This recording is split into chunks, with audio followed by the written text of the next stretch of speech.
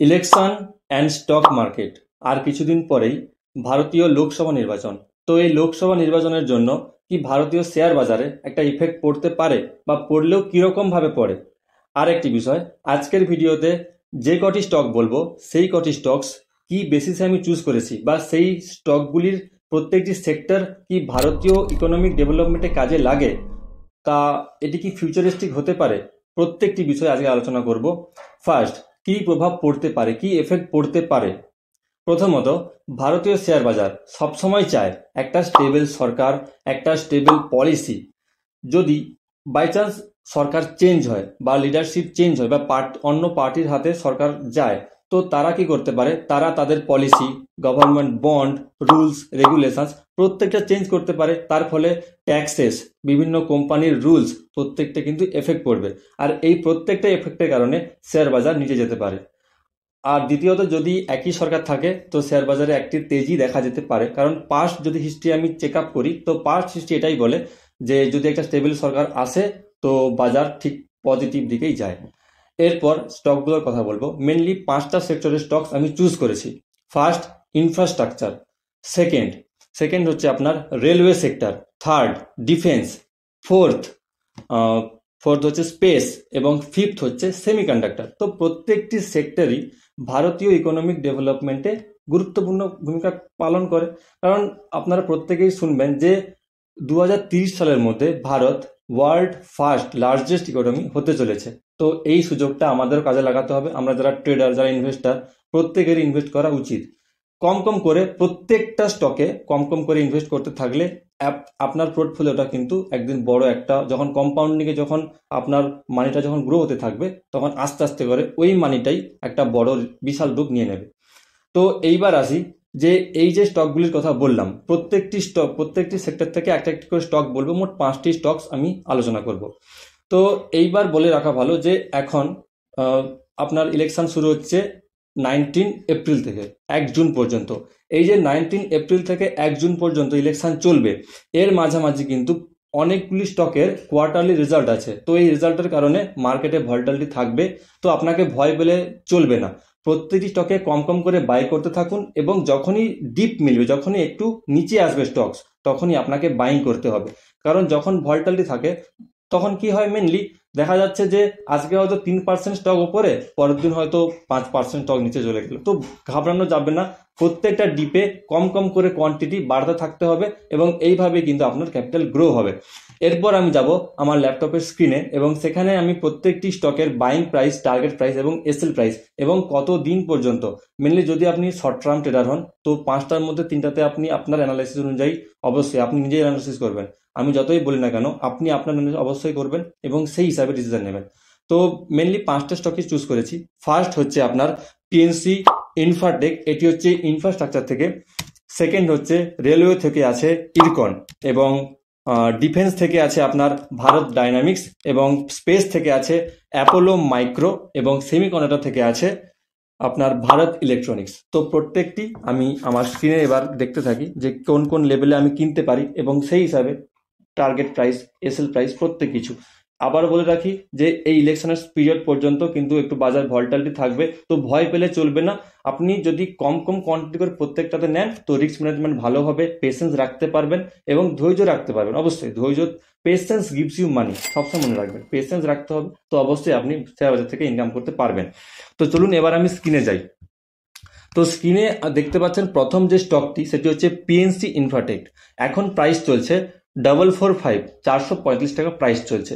ঠিকঠাকই প্রাইস চলছে। রিট্রেসমেন্ট বাগেরা যদি আপনি চার্ট দেখেন না, তো এই চার্টে মোটামুটি ফিবোনাচি লেভেল হোক, সেটা ফান্ডামেন্টালি হোক বা স্টকের কোনো নিউজ হোক, বা যদি আমি দেখি প্রোমোটার হোল্ডিংস, আমি প্রত্যেকটি স্টকের কিন্তু প্রোমোটার হোল্ডিংস, আপনার technical analysis plus chart plus fundamental analysis, প্রত্যেকটি আমি কিন্তু দেখেই আপনাকে সাজেস্ট করছি। আবারও বলি, নিজে অবশ্যই অ্যানালাইসিস করবেন। আপনার যে স্টক অ্যাডভাইজার আছে তার থেকেও আপনি ডিসিশন নেবেন, ঠিক আছে? তো প্রথম হচ্ছে পিএনসি ইনফ্রাটেক। ওকে, তো এখন প্রাইস চলছে 445। আপনি এখানে বাই করতে পারেন 456 এর ওপরে আপনি বাই করবেন। চার্টে আমি অ্যানালাইসিস করে আপনাকে লেভেল দিচ্ছি। তো 456 এর উপর আপনি বাই করলেন। দেখেন এর মার্কেট ক্যাপিটালাইজেশন 11,420 কোটি, ঠিকঠাকই আছে, একদম সুন্দর। পিই রেশিও ঠিক আছে, কন্ট্রোলের মধ্যেই আছে, 17 আছে, তো একদম ভালো স্টক।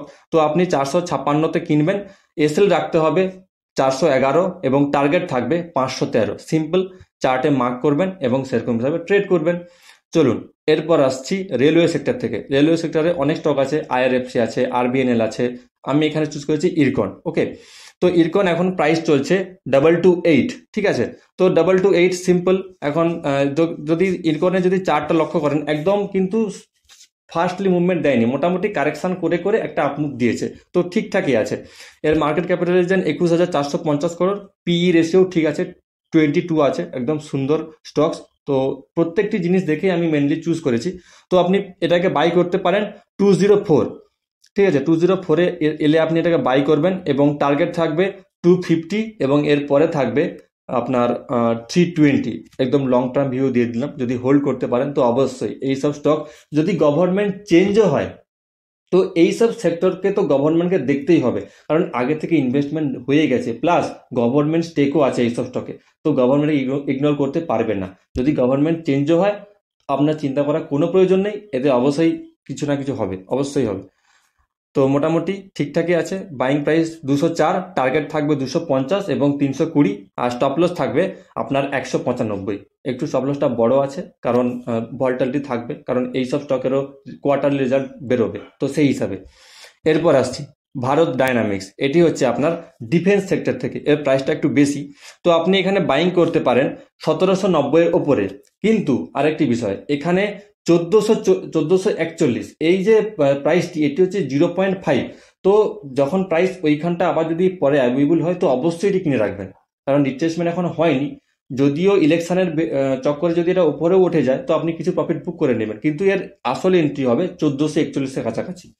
তো ইলেকশনের জন্য এটা আপমুভ দিতে পারে। তো এখন ব্রাইং প্রাইস হতে পারে 1790, টার্গেট থাকবে 2024 এবং 2200, আর এসে রাখতে হবে আপনাকে 1673।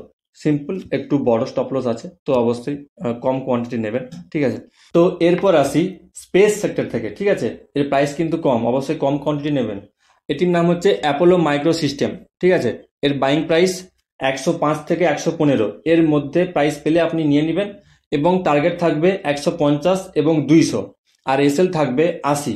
আর একটি কথা, যদি আপনাদের সাপোর্ট টিমের প্রয়োজন হয় তো অবশ্যই ইউটিউবের ডেসক্রিপশনে টেলিগ্রামের লিঙ্ক দেওয়া থাকবে, সেখানে অবশ্যই জয়েন হতে পারেন। সেই লিঙ্কে আমরা সাজেস্ট করতে থাকি যে কোন প্রাইসে এক্সিট নেবেন বা কোন প্রাইসে এসএল বুক করতে হবে, কখন কি করতে হবে, প্রত্যেকটি বিষয় সেখানে এফএনও প্রত্যেকটি জিনিস ডিটেল ডিসকাস করা হয়, তো অবশ্যই টেলিগ্রাম চেক আউট করবেন। তো এই স্টকটি মোটামুটি একটি ভালো স্টকস। যদি এই স্টকের ফান্ডামেন্টাল দেখি তো এই স্টকটি মোটামুটি হাই লাগিয়েছিল আপনার 161, সেখান থেকে এখন মোটামুটি 109, মোটামুটি অনেকটা কারেকশন, প্রায় 45% কারেকশন করে ফেলেছে। তো এই সময় ভালো ইনভেস্টমেন্টের সময়, এই স্টকটিতে অবশ্যই ইনভেস্টমেন্ট করবেন মোটামুটি। আর মার্কেট ক্যাপিটালাইজেশন ঠিকঠাকই আছে মোটামুটি, প্রোমোটার হোল্ডিংসও বাড়ছে, মোটামুটি একদম perfect stocks. Buying price, target, SL প্রত্যেকটা আমি বলে দিলাম, নোট করবেন এবং সেই অনুযায়ী ট্রেড করবেন। লাস্ট যে স্টকটি সেটি হচ্ছে ভারত ইলেকট্রনিক্স। এই স্টকটি মেনলি সেমিকন্ডাক্টর সেক্টর এখন খুবই ইম্পর্টেন্ট, কারণ মোবাইল, ওয়াচ, প্রত্যেকটি জিনিস, এটা ছোট ইলেকট্রনিক ডিভাইস, প্রত্যেক জিনিসে এতেও মোটামুটি সেমিকন্ডাক্টর রয়েছে, প্রত্যেক জিনিসে সেমিকন্ডাক্টর ইউজ হচ্ছে। তো এই সেক্টরটি মিস করা যাবে না। 2030 পর্যন্ত যদি আপনার একটি টাকা থাকে তো অবশ্যই ইনভেস্টমেন্ট করে দিতে পারেন, চোখ বন্ধ করে মোটামুটি ভালো রিটার্ন পাওয়া যেতে পারে। তো এর স্টক আরও অনেকগুলো স্টক আছে, এর মেনলি ভারত ইলেকট্রনিক্স চুজ করার একটাই কারণ একটা শর্ট টার্ম মুভমেন্ট দিতে পারে এই স্টকটির পসিবিলিটি। আরও অনেক রকমের সেমিকন্ডাক্টর স্টক রয়েছে। তো এর বাইং প্রাইস হবে 204 থেকে 215, এর মধ্যে আপনি বাইং করবেন, টার্গেট থাকবে 270 এবং তারপর 320, আর এসএল রাখবেন 185 টু 190। সিম্পল, স্টকের ফান্ডামেন্টাল প্রত্যেক জিনিস, এই ভারত ইলেকট্রনিক্স মোটামুটি এখন আদানি প্লাস আপনার ইমামি প্রত্যেকের সঙ্গে একটা, তাদের এখন আদানি এবং ইমামি প্রত্যেক জায়গাতে কর্মীর বদলে মেশনারিজ রয়েছে, মেশনারিতেও কিন্তু সেমিকন্ডাক্টর ইউজ হয়। তো সেই হিসাবে খুবই একটা ভালো স্টক। তো এই হলো কিছু বেস্ট 5 স্টকস যেটি ইলেকশনের জন্য, তো অবশ্যই মেনটেন করে চলুন এবং রেগুলার এরকম তথ্য পেতে অবশ্যই চ্যানেলটিকে ফলো করুন, লাইক করুন।